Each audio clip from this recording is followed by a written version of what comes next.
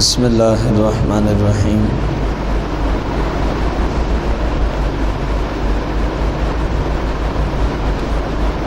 الحمدللہ علی احسانہ،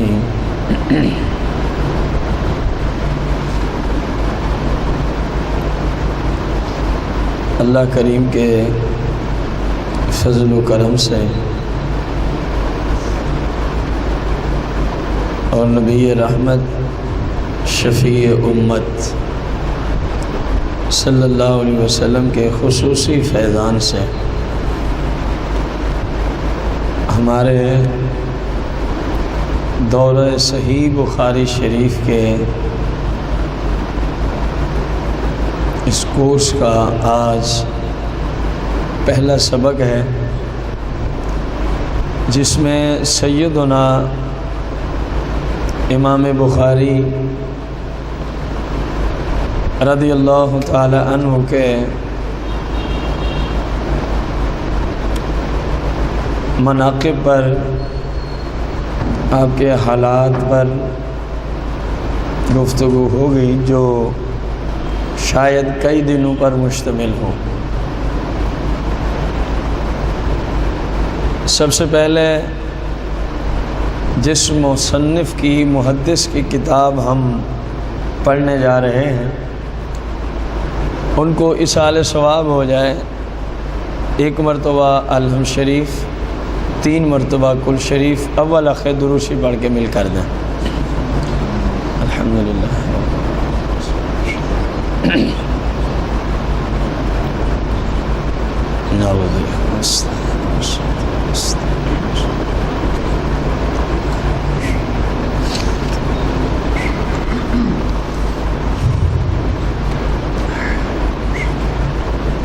ولم يولد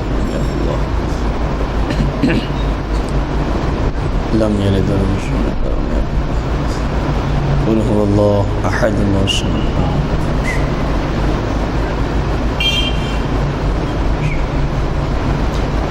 بسم اللہ الرحمن الرحیم۔ اللهم صل علی سیدنا محمد کما تحب وترضى له۔ یا اللہ یا رحمان یا رحیم یا ارحم الراحمین، یا ارحم الراحمین یا ارحم الراحمین۔ مالک کریم، سورہ فاتحہ، اخلاص، درود و سلام کا تیری بارگاہ قدسیہ سے ہمیں جتنا ثواب ملا سرور دو جہاں مالک کون و مکان علیہ السلام کی بارگاہ قدسیہ میں تحفتاً ہدیتاً پیش کرتے ہیں، اپنی بارگاہ اقدس میں شرف قبولیت فرما۔ نبی کریم رؤوف رحیم علیہ السلام کے وسیلہ جلیلہ سے جناب سیدنا آدم علیہ السلام سے لے کر آج تک جتنے مسلمان، مؤمنین، مومنات، مسلمین، مسلمات گزر بسے ہیں، خاص کر نبی کریم علیہ السلام کے والدین کریمین طیبین طاہرین، ازواج مطہرات، صحابہ کرام، اہل بیت اطہار، تابعین تبع تابعین، بالخصوص ائمہ مجتہدین، خصوصاً ائمہ اربعہ، بالخصوص سیدنا امام اعظم ابو حنیفہ محمد نعمان بن ثابت رضی اللہ عنہ، تمام سلاسل کے بزرگان دین، خاص کر الشیخ عبد القادر جیلانی قطب ربانی، شہباز لامکانی، حضور سیدنا غوث پاک کی بارگاہ میں پیش کرتے ہیں، اپنی بارگاہ اقدس میں شرف قبولیت فرما۔ مالک کریم خصوصاً جس محدث کی کتاب کی آج ابتدا ہے، سیدنا امام ابو عبداللہ محمد بن اسماعیل المعروف امام بخاری رحمۃ اللہ علیہ کی بارگاہ قدسیہ میں پیش کرتے ہیں، اپنی بارگاہ اقدس میں شرف قبولیت فرما۔ مالک کریم سرور دو جہاں کے توسل سے امام بخاری رحمۃ اللہ تعالی علیہ کے جنت میں مزید درجات بلند فرما۔ مالک جو انہوں نے صحیح احادیث مبارکہ کو اکٹھا کیا، سرکار علیہ السلام کے توسل سے ہمیں امام بخاری کی صحیح بخاری کو صحیح معنوں میں پڑھنے کی اور اس پر عمل کرنے کی توفیق عطا فرما۔ مالک ہم سب کو اس پر استقامت عطا فرما، عالم اسلام کی خیر فرما، سرکار علیہ السلام کے توسل سے ہمارے وطن عزیز ملک پاکستان کی ہر اعتبار سے حفاظت فرما، دہشت گرد ان کے معاونین کو تباہ و برباد فرما۔ وصلی اللہ تعالی علی خیر خلقہ محمد وعلی آلہ وصحبہ وسلم۔ امام بخاری کا نام محمد ہے۔ امام بخاری کا نام کیا ہے؟ اکیلا محمد۔ آپ کے والد محترم کا نام اسماعیل ہے۔ والد محترم کا نام اسماعیل۔ آپ کے دادا جان کا نام ابراہیم۔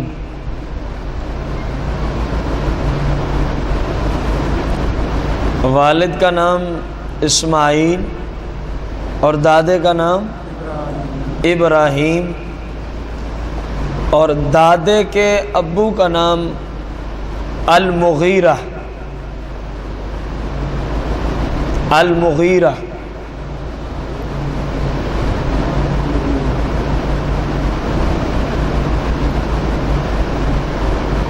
امام بخاری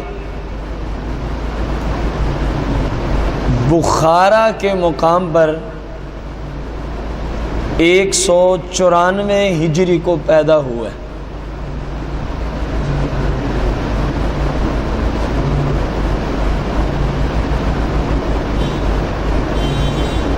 ایک 194 ہجری کو آپ پیدا ہوئے۔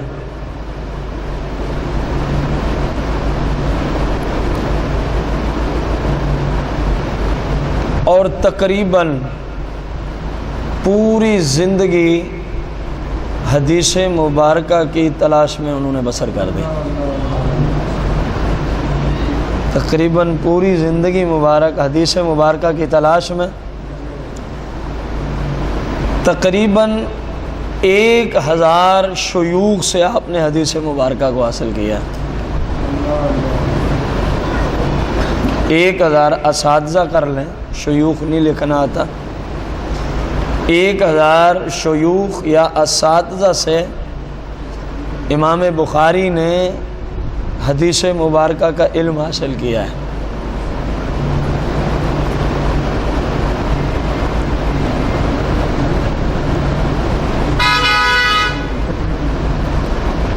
اس کا حوالہ لکھ لیں جو کچھ اب تک لکھا ہے۔ عمدۃ القاری کتاب کا نام ہے، حوالہ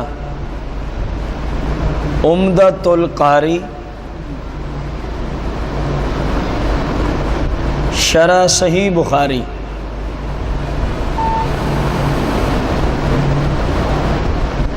عمدۃ القاری شرح صحیح بخاری،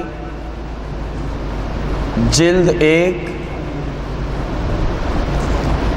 صفحہ 3، جلد 1 اور صفحہ، اور ویسے یہ عمدۃ القاری 25 جلدوں پر مشتمل ہے عربی میں۔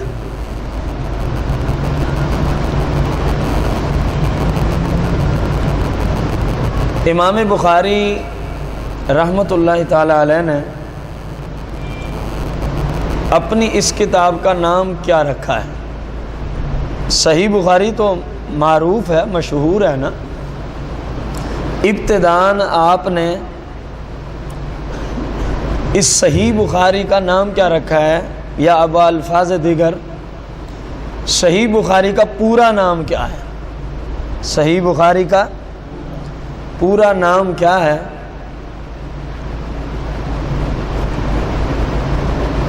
امام بخاری رحمۃ اللہ تعالی علیہ نے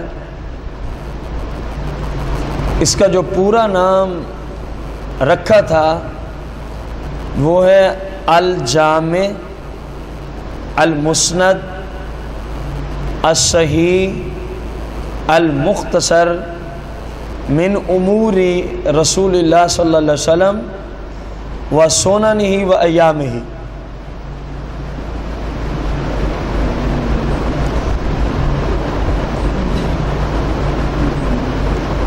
الجامع، المسند، الصحیح، المختصر،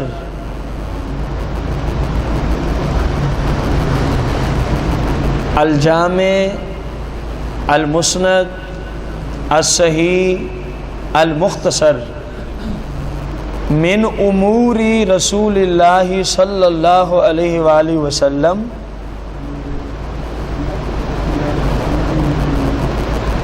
من امور رسول اللہ صلی اللہ علیہ وسلم و سننہ و ایامہ،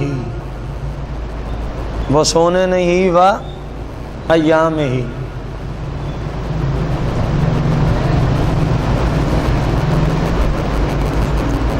عدد و احادیث صحیح،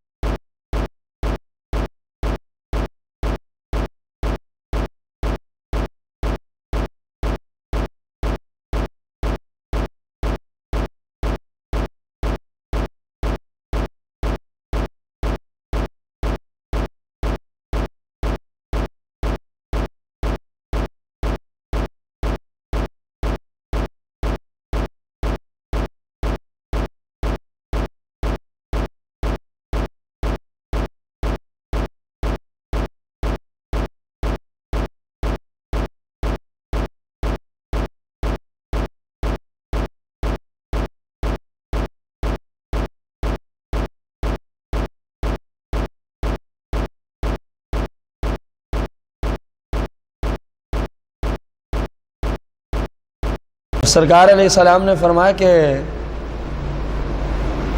خواب میں یہ کہیں جانا چاہتے تھے نا، فرمایا تو کہاں جا رہا ہے؟ عرض کی یا رسول اللہ میں امام بخاری کی بارگاہ میں جا رہا ہوں۔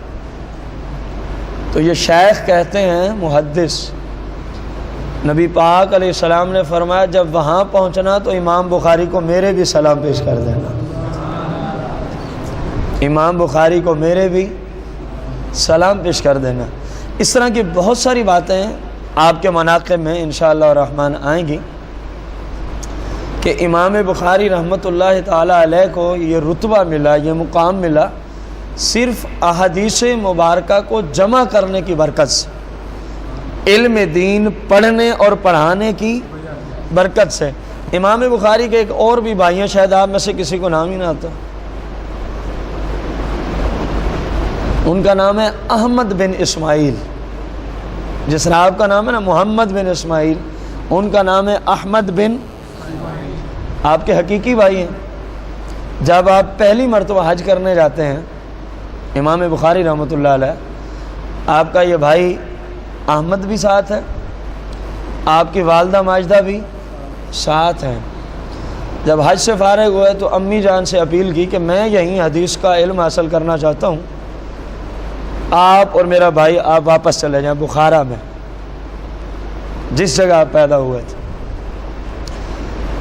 تو کئی سال امام بخاری نے وہیں گئے، صرف حج کرنے گئے تھے، لیکن دیکھا کہ یہاں حدیث کے علم کی خوشبو محسوس کی تو والدہ سے اپیل کی کہ میں یہیں حدیث پڑھنا چاہتا ہوں۔ پھر کئی سال وہیں مکہ مکرمہ میں حدیث مبارکہ کے علم کی تحصیل میں شروع ہو گئے۔ اب غور کریں، جنہوں نے پوری زندگی لگائی ہو، کون سا عربستان کا اس زمانے کا شہر ہے جس میں امام بخاری حدیث کی تلاش میں نہیں گئے؟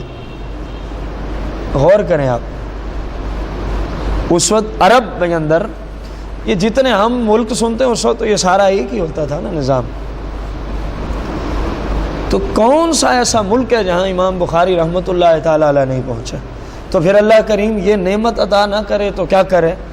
امام بخاری رحمۃ اللہ تعالی علیہ کی وفات کے بعد پیچھے قحط سالی آ جاتی ہے۔ کیا آ جاتی ہے؟ وقت کے بادشاہ کو کہا جاتا ہے، امیر کو کہا جاتا ہے کہ لوگوں کو لے کے نا امام بخاری کے مزار پہ چلے جاؤ تو یہ قحط سالی دور ہو سکتی ہے۔ انہوں نے عرصہ دراز تک نماز استسقاء بھی پڑھی، بارش کی طلب کے لیے ایک نماز ہوتی ہے جس کو نماز استسقاء کہتے ہیں۔ سرور دو جہاں علیہ السلام اور صحابہ سے بھی اس کا ثبوت ہے، پڑھی ہے، لیکن بارش نہیں ہوتی، جانور انسان بھوک سے مرنے کے قریب ہیں۔ آخر کار تمام لوگوں کو امام بخاری کے مزار پہ جانا ہی پڑا۔ جب وہاں جاتے ہیں تو دعا کرتے ہیں مالک تجھے تیرے اس نیک بندے کا واسطہ، تجھے تیرے اس نیک بندے کا واسطہ دیتے ہیں، مولا کریم اس قحط سالی کو دور فرما، بارش عطا فرما۔ مورخین اور محدثین نے لکھا ہے ابھی لوگ مزار سے ہٹے نہیں تھے، امام بخاری کے مزار سے واپسی نہیں ہوئے، ہٹے نہیں ہیں، عرصے سے بارش نہیں آ رہی، کیا دیکھتے ہیں کہ ہر طرف سے بادل آنا شروع ہو جاتے ہیں، اور لگاتار 7 روز تک بارش ہوتی رہی، حتیٰ کہ بارش کی وجہ سے لوگ ایک دوسرے تک پھر آنے جانے میں مشکلات کا سامنا تھا لوگوں کو۔ یہ امام بخاری رحمۃ اللہ علیہ کی قبر سے لوگ فیض اور برکتیں لیتے تھے۔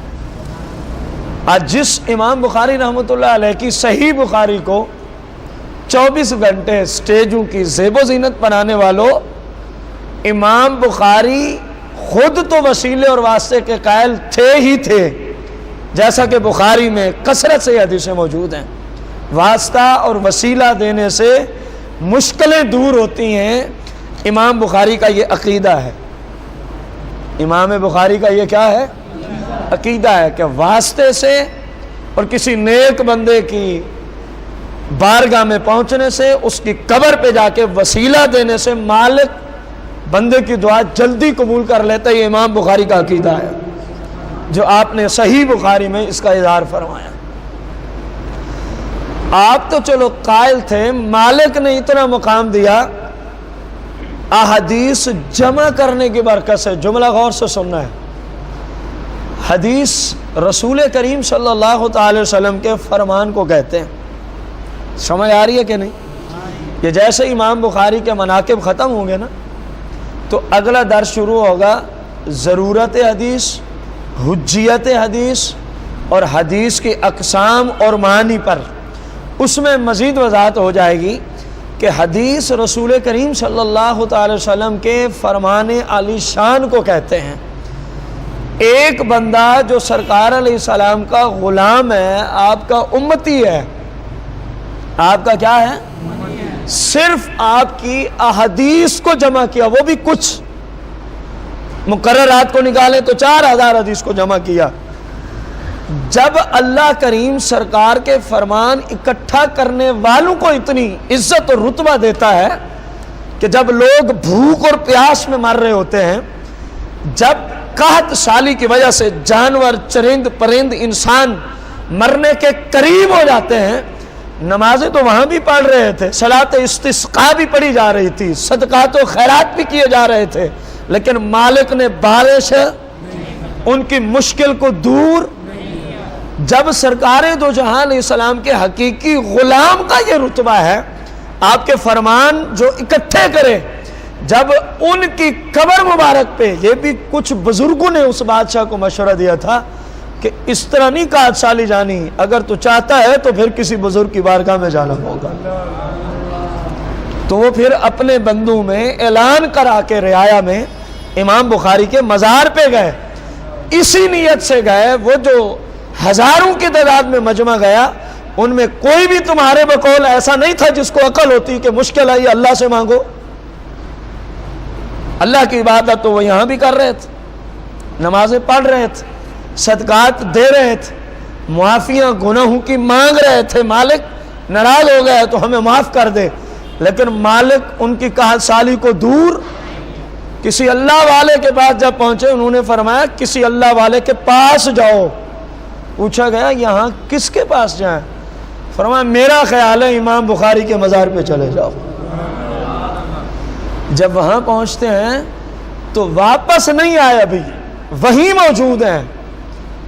جملے کیا تھے؟ مالک امام بخاری کے وسیلے سے، امام بخاری کے وسیلے سے۔ ایک یہ جملہ آیا جو محدثین نے اور مورخین نے لکھا۔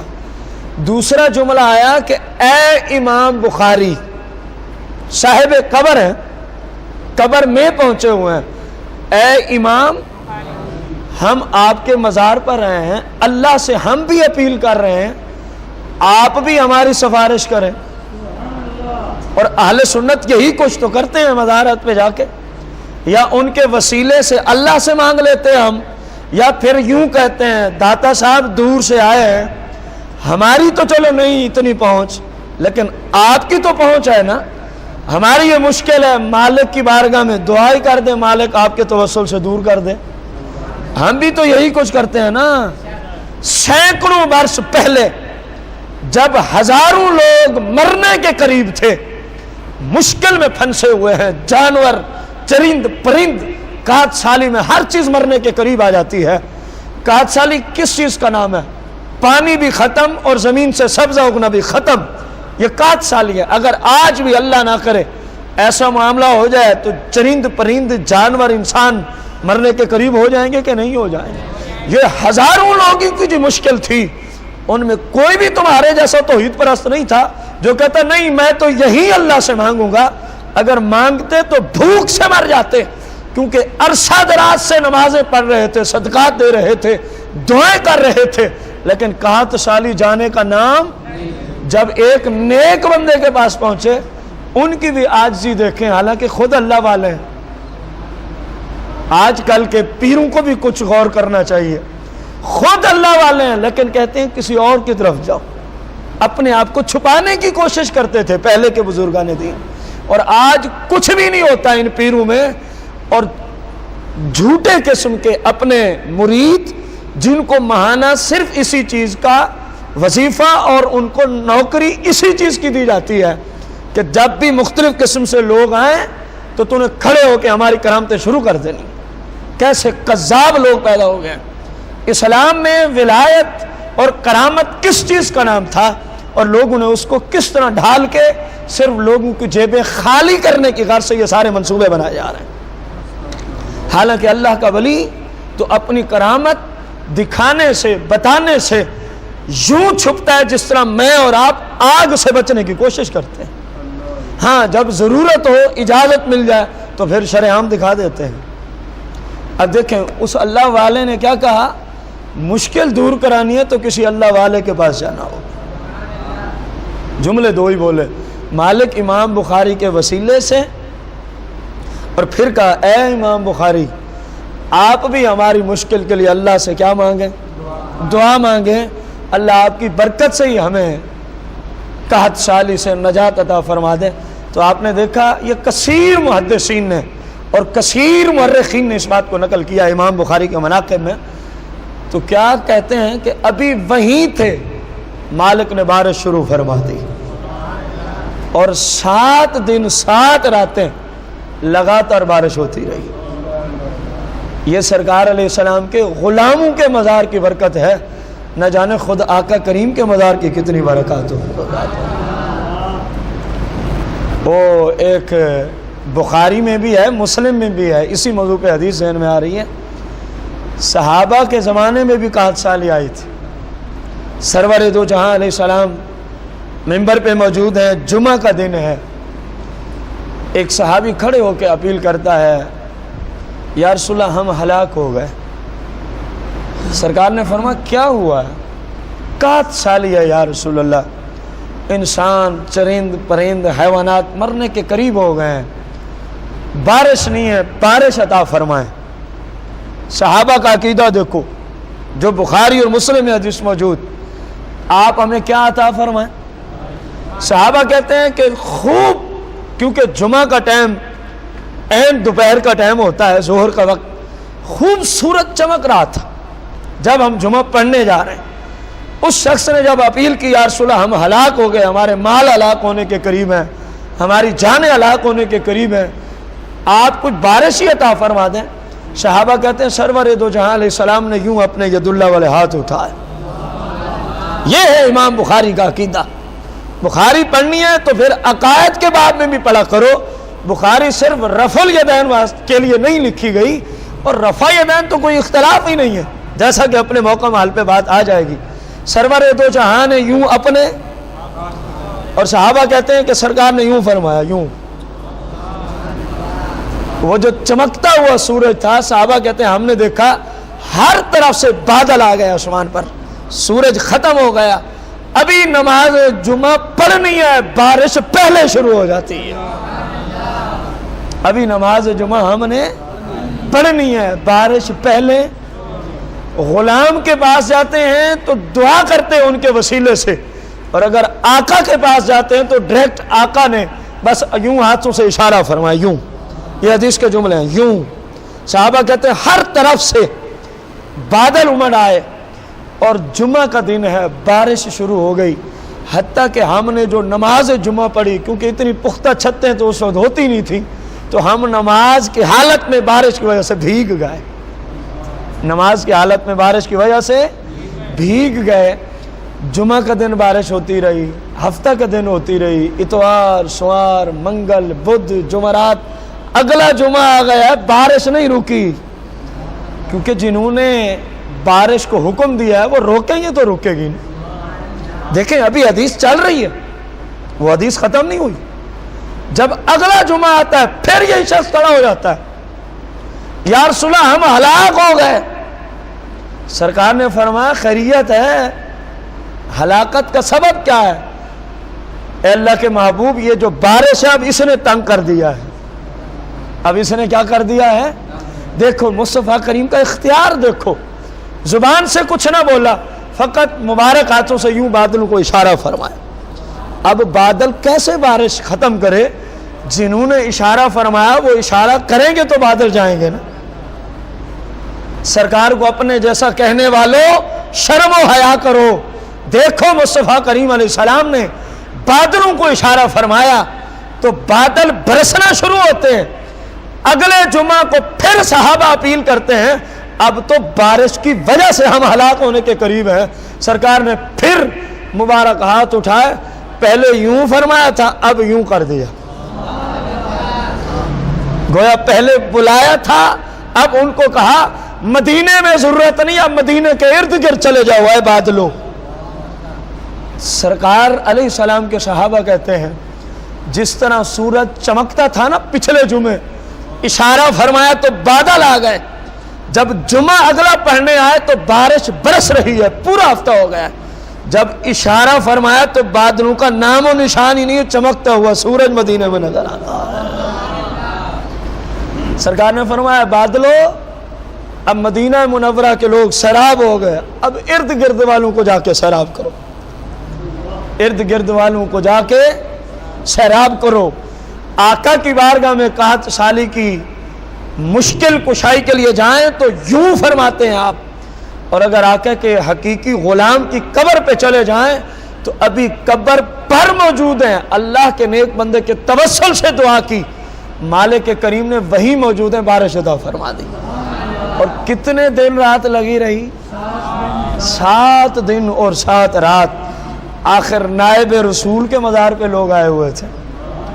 سرکار دو عالم علیہ السلام کے حقیقی عاشق سیدنا امام بخاری ابو عبداللہ محمد بن اسماعیل رضی اللہ عنہ کے مزار مبارک پر پہنچے تھے تو مالک کریم نے پورے 7 دن اور 7 رات کیا عطا فرمائی ان کو؟ کس کے وسیلے سے؟ تو پتہ چلا کہ بزرگوں کے وسیلے سے اگر دعا کی جائے تو مالک جلدی قبول فرما لیتا ہے۔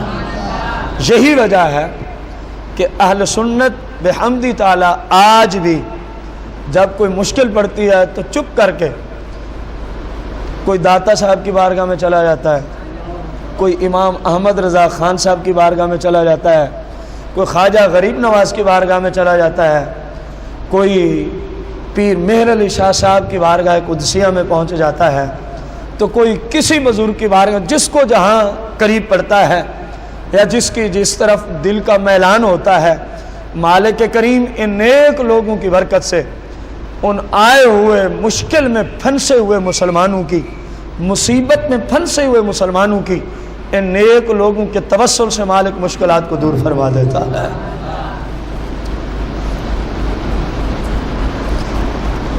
امام بخاری رحمت اللہ تعالی علیہ بچپن کی عمر میں نبینے ہو جاتے ہیں۔ کیا ہو جاتے ہیں؟ نبینے ہو جاتے ہیں۔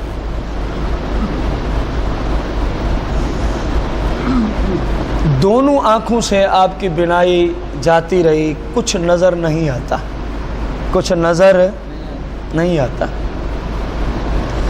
سیدنا امام بخاری رحمت اللہ تعالی علیہ کی والدہ ماجدہ خواب دیکھتی ہیں۔ کیا دیکھتی ہیں؟ خواب دیکھتی ہیں۔ آپ کے خواب میں حضرت سیدنا ابراہیم خلیل اللہ علیہ الصلاۃ والتسلیم تشریف لے آتے ہیں، اور امام بخاری رحمت اللہ تعالی علیہ کی والدہ ماجدہ کو آپ فرماتے ہیں کہ آپ کیونکہ اپنے بیٹے کے لیے کثرت کے ساتھ دعا کیا کرتی تھی، مالک میرے بیٹے کو آنکھوں کی بینائی عطا فرما دے، ابھی بچپن کا عالم، میرے بیٹے کو آنکھوں کی بینائی اور روشنی عطا فرما دیں، اور آپ کثرت کے ساتھ اس دعا میں رویا کرتی تھی۔ امام بخاری کی والدہ ماجدہ رویا کرتی تھی، تو سیدنا ابراہیم خلیل اللہ علیہ الصلاۃ والسلام نے فرمایا اے خاتون، آپ کی اپنے بیٹے کے حق میں کثرت سے دعا مانگنے کی وجہ سے اور آپ کے رونے کی وجہ سے مالک کریم نے کرم فرمایا ہے، آپ کے بیٹے کو آنکھوں کی بینائی عطا فرما دی ہے۔ خواب میں کون ارشاد فرما رہے ہیں؟ حضرت سیدنا ابراہیم خلیل اللہ علیہ الصلوۃ والتسلیم۔ امام بخاری رحمۃ اللہ تعالیٰ علیہ کی والدہ ماجدہ فرماتی ہیں کہ جیسے ہی میری آنکھ کھلی تو میں نے فوراً اپنے بیٹے کو دیکھا، امام بخاری کو دیکھا کہ ابھی ابھی اللہ کے پاک پیغمبر جناب ابراہیم خلیل اللہ علیہ الصلوۃ والتسلیم نے جو مجھے خوشخبری سنائی ہے کہ آپ کے بیٹے کو آنکھیں اللہ کریم نے عطا، روشنی والی آنکھیں، نور والی آنکھیں۔ فرماتی ہیں جب میں نے بیٹے کو دیکھا تو اللہ کے فضل سے جیسے نبی علیہ السلام نے فرمایا میرا بیٹا دیکھنے والا ہو چکا تھا، میرا بیٹا دیکھنے والا ہو چکا تھا۔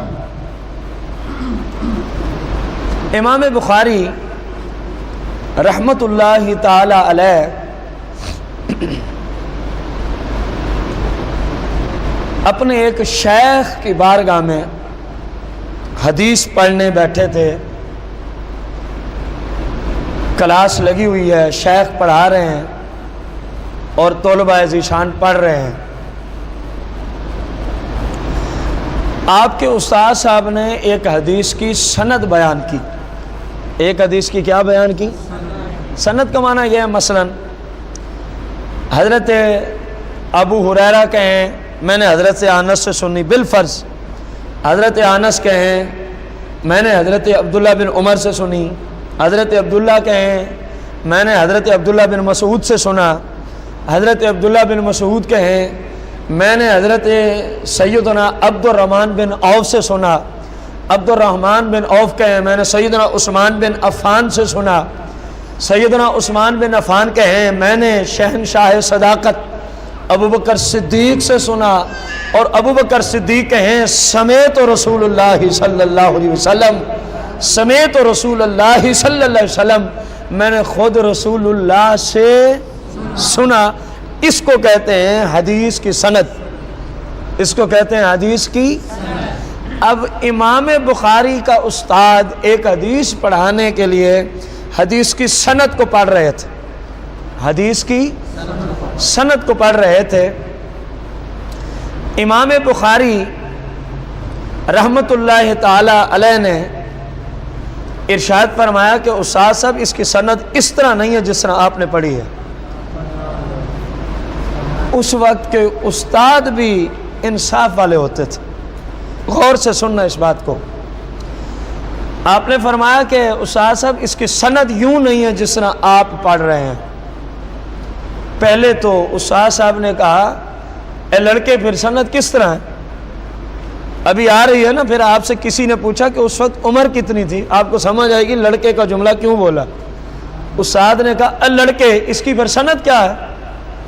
امام بخاری کیونکہ ادب و احترام کا ملکہ رکھتے تھے، آپ نے عرض کی حضور آپ کے پاس اس کی سند کہیں لکھی ہوئی ہے جو آپ زبانی تلاوت کر رہے ہیں، آپ کے پاس کہیں سند لکھی ہوئی ہے؟ انہوں نے کہا ہاں۔ آپ نے فرمایا کہا؟ انہوں نے کہا میرے گھر۔ فرمایا جائیے پہلے گھر چیک کر کے آئیے کہ جس طرح آپ نے سند پڑھی ہے یہ ٹھیک ہے۔ آپ خود تحقیق کر لیں، میں جو پڑھوں آپ اپنی اصل میں دیکھیں، جہاں سے آپ تیاری کر کے آئے ہیں اس میں اسی طرح لکھا ہوا ہے جس طرح آپ نے پڑھا۔ مفہوم یہ ہے وہ گھر میں گئے جہاں سے تیاری کر کے آئے تھے، جس طرح میں نے آپ کو پڑھانے کے لیے عمدۃ القاری اور نعمت الباری سے تیاری کی۔ اب جب انہوں نے اصل کو دیکھا تو جس طرح وہ پڑھ رہے تھے وہاں اس طرح سند نہیں تھی، وہاں اس طرح سند موجود۔ جب واپس آتے ہیں تو پھر فرماتے ہیں اے لڑکے میری اصل میں یہ سند نہیں لکھی ہوئی، آپ بیان کریں گے کہ سند کس طرح ہے؟ امام بخاری رحمۃ اللہ علیہ نے فوراً وہ پوری سند حدیث پڑھ کے استاد صاحب کو سنا دی۔ فرمایا جی سند یوں ہے، سند۔ امام بخاری سے کسی نے پوچھا کہ بلا اس وقت آپ کی عمر مبارک کتنی تھی جب استاد کو روک دیا تھا؟ فرمایا بس میں اس وقت 10 سال کا بچہ ہی تھا۔ بس میں اس وقت 10 سال کا بچہ ہی تھا۔ غور کریں ان لوگوں کا علم شریعت سیکھنے کا جذبہ اسی سے اندازہ لگائیں کہ 10 سال سے پہلے اتنا تو وہ حاصل کر چکے ہیں کہ اپنے استاد کو ٹوک دیا کہ اس کی سند یوں نہیں ہے، اس کی سند یوں نہیں، اور استاد کو فقط وہی روک سکتا ہے جو تحقیق کے درجے میں اس بات کو جانتا ہو، ورنہ استاد کے سامنے اور کلاس میں گفتگو کرنا کہ آپ جو پڑھا رہے ہیں یہ غلط، یہ کوئی چھوٹی بات نہیں ہے۔ جب تک تحقیق کامل نہیں ہوگی کوئی بھی اپنے استاد کے سامنے اس طرح کی بات خصوصاً کلاس میں نہیں کہہ سکتا، جبکہ سارے محدثین بیٹھے ہوں، بڑی بڑی عمر کے محدثین بھی موجود تھے۔ امام بخاری کا حدیث میں آپ کا زہد و تقوی اور آپ کا حدیث کے اندر ملکہ اس بات سے دیکھیں کہ 10 سال کی عمر میں جن سے پڑھنے گئے انہی کو فرما دیا کہ یوں نہیں بلکہ یوں پڑھنی ہوگی۔ پھر جب پڑھ کے سنائی نا شیخ نے، جو شیخ الحدیث بیٹھا تھا، اصل میں حدیث پڑھانے والے کو شیخ الحدیث کہا جاتا ہے، جو حدیث پڑھائے نا اس کو شیخ الحدیث کہا جاتا ہے۔ اب جو ان کے شیخ الحدیث بیٹھے تھے نا، جو درس دے رہے تھے حدیث کا، انہوں نے کہا بیٹا آپ نے بالکل ٹھیک کہا ہے، آپ نے بالکل، ہمارے پاس غلطی ہے لیکن آپ جو سند پڑھ رہے ہیں حقیقت میں یہی ہے۔ اب غور کریں، اس سے جہاں شاگردوں کو ایک بات ملتی ہے وہیں اساتذہ کو بھی یہاں سے سبق مل رہا ہے۔ اگر کسی استاد سے غلطی ہو جائے، شاگرد کو سبق یہ ملا کہ ادب و احترام کی دنیا میں دین میں امانت داری کا ثبوت دینے کی غرض سے اپنے شیخ کو بتا دیا جائے، اس غرض سے نہ ہو کہ باقی شیوخ جو بیٹھے ہیں اس وقت جو بیٹھے تھے، باقی جو طلباء بیٹھے ہیں، چلو ان میں استاد کی عزت خراب کروں، یہ نیت ہوئی تو علم کبھی حاصل نہیں ہوگا، علم کبھی۔ پوچھو نا سیدنا امام اعظم ابو حنیفہ محمد نعمان بن ثابت رضی اللہ تعالیٰ عنہ سے، جن کی وجہ سے ہم حنفی المسلک، امام شافعی رحمۃ اللہ علیہ فرمایا کرتے تھے فقہ کی دنیا میں، یعنی حلال و حرام کی دنیا میں جو شریعت میں ہے نا، پوری کائنات کے فقہا مجتہدین ابو حنیفہ کے بال بچے ہیں۔ ابو حنیفہ کے کیا لگتے ہیں؟ یہ گھر کے گویا سربراہ ہیں، عیالدار یہی ہیں، باقی تو سب ان کے بال بچے ہیں۔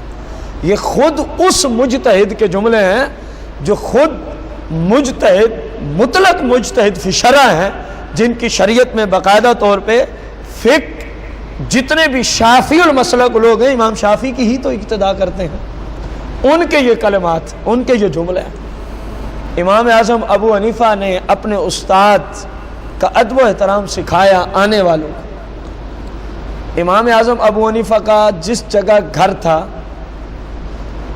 اس گھر سے آگے مثلاً یوں آپ شمار کر لیں، جس طرح ہم بیٹھے ہیں شمالاً مشرق اور مغرب میں ہم بیٹھے ہیں، مشرق میں امام صاحب کا جس بازار میں گھر تھا اس سے مغرب کی طرف آ جائیے، اگلا بازار، بازار بمانا گلی ہے، بازار بمانا، پھر اس کے آگے آبادی، مکانات بنے ہوئے ہیں، مزید آگے دوسرا بازار، اس کے آگے پھر مکانات، تیسرا بازار، پھر مکانات، چوتھا بازار، پھر مکانات، حتیٰ کہ یوں 7 بازار اور گلیاں تھیں۔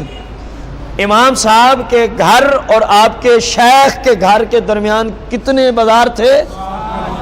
تو گھر، یہ تو 7 بازار ہیں، جو مکانات ہوں گے ان کی تعداد پتہ نہیں کتنی ہوگی، اپنی آبادی میں اس کا اندازہ لگا لیں۔ ادھر سے 7 گلیاں آگے چلے جائیں تو کتنے مکان بیچ میں آئیں گے۔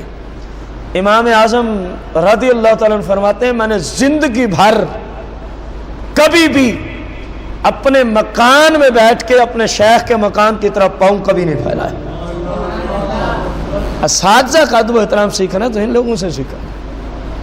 پھر اللہ کریم نے علم بھی تو دیا نا، مالک نے نوازا بھی تو ہے نا، کہ کوئی مسئلہ بتاتے ہیں بسا اوقات خوش طبی کے لیے، مسکرانے کے لیے، خوش کرنے کے لیے امام صاحب مسئلہ بتاتے ہیں، سرور دو جہاں خواب میں تشریف لے آتے۔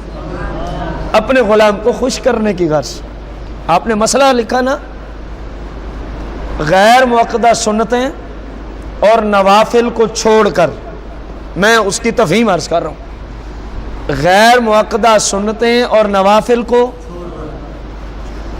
باقی جتنی نمازیں بھی ہیں، جو نماز 3 یا 4 رکعت والی ہو، تو جب دوسری رکعت پہ قعدہ اولیٰ پہ بیٹھیں گے تو التحیات عبدہ و رسولہ تک پڑھنے کی اجازت ہے.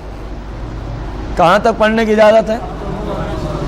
اگر کوئی بندہ عبدہ و رسولہ سے آگے جان بوجھ کے جائے گا تو نماز دوبارہ پڑھنی ہوگی، نماز اس کو، اور اگر بھولے سے آگے چلا گیا تو اب صورتحال سجدہ سہو کے ساتھ درست ہوگی. امام صاحب نے یہی فتویٰ لکھوا دیا جو مجتہدین لکھنے پہ مامور تھے، خصوصاً سیدنا امام محمد رحمۃ اللہ تعالی علیہ. جیسے ہی فتویٰ یہ لکھوایا تو جب سوتے ہیں تو سرور دو جہاں علیہ السلام خواب میں تشریف لے آتے ہیں اور مسکراتے ہوئے فرمایا، بیٹا جو میری ذات پہ درود پڑھے، کیونکہ آگے درود ہی ہے نا، عبد و رسولوں کے بعد کیا ہوتا ہے، جو میری ذات پہ درود پڑھے، آپ نے اس پہ سجدہ سہو لازم کر دیا. مسکراتے ہوئے سیدنا امام اعظم ابو حنیفہ رضی اللہ تعالیٰ عنہ عرض کی، یا رسول اللہ، درود کی وجہ سے نہیں سجدہ سہو لازم کیا، بلکہ فرض میں تاخیر ہو گئی، اس وجہ سے سجدہ سہو لازم کیا ہے. سرکار نے فرمایا، بیٹا علم مبارک ہو. اساتذہ کا ادب کرتے تھے تو سرکار بھی اتنی شفقت فرمایا کرتے تھے. سرور دو جہاں علیہ السلام بھی اپنے ان غلاموں پہ اتنی شفقت فرمایا کرتے تھے. البتہ تقوی و طہارت بھی سمندر ہوتے تھے. ہمارے ہاں اس وقت جو مسائل ہیں، عمل کی دنیا میں لوگ بہت پیچھے چلے گئے. عمل کی دنیا میں لوگ بہت، دیکھیں نا، امام اعظم ابو حنیفہ رضی اللہ تعالیٰ عنہ تشریف لے کے جا رہے تھے، شاید بارش ہو چکی تھی، شاید، تو آپ کے پاؤں مبارک پر کچھ کیچڑ لگ گیا. کیا لگ گیا؟ یہ ایک فطرتی مسئلہ ہے، ہر انسان کی فطرت میں تقریباً شامل ہے. جب چلتے ہو کیچڑ لگ جائے نا تو بندہ اپنی جوتے کو یوں زمین پہ مارتا ہے تاکہ کیچڑ کیا ہو جائے، اس کو جھاڑنے کی غرض سے. تو امام صاحب نے بھی اپنا پاؤں مبارک نا یوں مارا تو سامنے ایک مجوسی کا گھر تھا، اس کی باہر والی دیوار پہ کیچڑ کے کچھ چھینٹے پڑ گئے. امام صاحب وہیں روک گئے. تقوی و طہارت کے سمندر تھے، ٹھہر گئے. فرمایا اگر میں اس کو صاف کرتا ہوں، کیونکہ دیوار کچی تھی، اس کے ساتھ کچھ مٹی بھی لامحالہ گرے گی، قیامت کے دن اس کافر کا سوال ہوگا، یا اللہ تیرے اس بندے نے میری دیوار کی مٹی کو گرایا تھا، اس سے ذرا جواب لے کے تو دے. میں مالک کو کیا جواب دوں گا؟ اگر میں اس کی دیوار سے کیچڑ کو نہیں جھاڑتا تو دیوار کیونکہ میری وجہ سے خراب ہوئی ہے، قیامت کے دن پھر سوال کر دے گا، مالک ابو حنیفہ سے پوچھ اس نے میری دیوار کو گندا کیوں کیا تھا. اور لوگوں کی عزت کو گندا کرنے والوں غور کرو، یہ ہمارے اسلاف ہے. اگر میں نے، حالانکہ کافر ہے، ہم تو کسی کی عزت کو خاک میں ملانے کے لیے سوچتے تک بھی نہیں ہے. جو معاشرے میں حالت ہے آپ کے سامنے ہے. امام اعظم ابو حنیفہ نے درمیانی راستہ اختیار فرمایا. آپ نے اس کے دروازے پہ دستک دی، اس کے دروازے پہ پوچھتا ہے، جب باہر نکلتا ہے، جانتا تو تھا مسلمانوں کے وقت کے امام ہیں. کہنے لگے حضور آپ تشریف لائے، آپ کوئی پیغام بھیج دیتے، میں خود حاضر ہو جاتا. کافر ضرور تھا لیکن بزرگوں کا ادب و احترام ضرور کرتا تھا. اب اس ادب کی وجہ سے دیکھنا مالک نے کتنی بڑی دولت سے مالا مال فرما دیا. اگرچہ کافر ہے لیکن بزرگوں کا ادب دیکھو. کیا کہہ رہا ہے؟ کسی قاصد کو بھیج دینا تھا، میں خود آپ کی بارگاہ میں آ جاتا، جو بھی کام تھا میں آپ کو وہیں مل لیتا. آپ نے تکلیف کی، آپ مسلمانوں کے امام ہیں. امام صاحب نے فرمایا نہیں، مسئلہ ایسے نہیں ہے. مسئلہ یہ ہے، میں آ رہا تھا یوں میرے جوتے پر کیچڑ لگ گیا، میں نے اس کو جھاڑا تو وہ آپ کی دیوار پہ وہ دیکھ سامنے۔ تو انہوں نے کہا حضور یہ تو کوئی مسئلہ ہی نہیں ہے۔ فرمایا تیرے نزدیک نہیں ہے نا، شریعت میں یہ بہت بڑا مسئلہ ہے۔ اس نے کہا حضور وہ کیا ہے؟ آپ نے فرمایا اگر میں اس کو جھاڑتا تھا، صاف کرتا تھا، تو تیری دیوار ہے کچی، اس سے مٹی بھی ساتھ، قیامت کے دن مجھے اس کا جواب دینا پڑتا، اور اگر میں صاف نہ کرتا تو تیری دیوار میری وجہ سے خراب ہوئی ہے، اس کا جواب دینا پڑتا۔ اسلام میں یہ درست نہیں ہے۔ تو میں تجھ سے اجازت لینا چاہتا ہوں کہ میں اس دیوار کو صاف کرنا چاہتا ہوں، جو مٹی ساتھ گرے تو مجھے معاف کر دے۔ اب اس نے کیونکہ امام صاحب کا ادب کیا، مالک کریم نے ایک بزرگ، ایک ولی کامل کے ادب کی برکت سے اس مجوسی کے دل میں ڈال دیا، کیوں نہ ہو کہ کہہ ڈال کہ اگر اسلام اتنا ہی اچھا ہے جو کسی کی دیوار کو گندا اگر ہو جائے، کیا نہیں ہے، اگر ہو جائے تو برداشت نہیں کرتا، تو کیوں نہ ہو اے وقت کے امام میرے دل کی کفر کی گندگی کو ہی آپ دور فرما دیں۔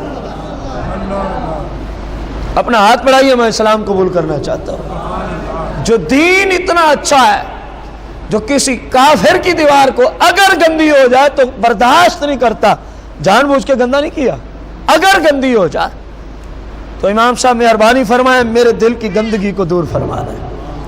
آپ کے ہاتھ پر وہ مجوسی اسلام لے آتا ہے اور کہتا ہے حضور یہ جو کچھ بھی ہے میں نے معاف کیا، میں خود اس کو صاف کر لوں گا، میں خود اس کو۔ ہمارے اسلاف باعمل تھے، کاش کہ اس وقت خصوصاً علماء اور پیر ائمہ، کاش کہ ان کے اندر بھی رسول اللہ صلی اللہ علیہ وسلم کی شریعت والا عمل آ جائے، تو آج بھی معاشرہ میں وہ شریعت کی خوشبو لوگ محسوس کر سکتے ہیں۔ اگر یہ لوگ درست ہو جائیں تو بہت سارے لوگ ٹھیک ہو سکتے ہیں، بہت سارے لوگ کیا ہو سکتے ہیں۔ امام بخاری نے کیا فرمایا، کیا عرض کی کہ اس وقت جو شیخ پوچھ رہے تھے، میری عمر کتنی تھی، لیکن استاد کا ادب و احترام ملحوظ خاطر رکھا، عرض کی حضور آپ کے پاس جو نسخہ ہے آپ اس میں چیک کریں، آپ اس میں ڈائریکٹ سند کو پڑھا نہیں جب تک شیخ نے اجازت نہیں دی، یہ ادب و احترام تھا۔ شیخ نے چیک کیا، دیکھا کہ معاملہ تو واقعی ایسا ہی ہے۔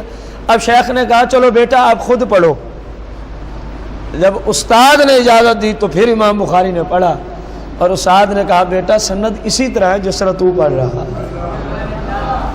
یہ امام بخاری کی قوت حافظہ اور آپ کے تقوی و طہارت اور حدیث سے آپ کے لگاؤ کی بہت بڑی نشانی اور علامت ہے کہ 10 سال کی عمر میں اپنے پڑھانے والوں کو ٹوک کے ایک حدیث کی غلطی جو ان سے پتہ نہیں کب سے وہ اس طرح سند پڑھا رہے تھے، میں جو ایک مسئلہ پڑھا رہا ہوں وہ غلط ہے، جب تک مجھے کوئی بتائے گا نہیں میں تو غلط ہی پڑھاتا جاؤں گا، نہ جانے وہ شیخ کب سے غلط پڑھا رہے تھے۔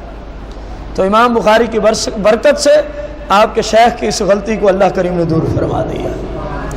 اللہ کریم سے دعا ہے صحیح معنوں میں مالک کریم مجھے آپ سب کو درس بخاری میں آنے کی، سننے کی، سمجھنے کی، یاد رکھنے کی، پھر عمل کرنے کی توفیق عظیم عطا فرمائے، اور خصوصاً مالک ہم سب کو اس کورس میں استقامت عطا فرما دیں۔ اللہم صلی علی سیدنا مولانا محمد مبارک وسلم۔ یا اللہ یا رحمان یا رحیم یا ارحم الراحمین، یا ارحم الراحمین یا ارحم الراحمین۔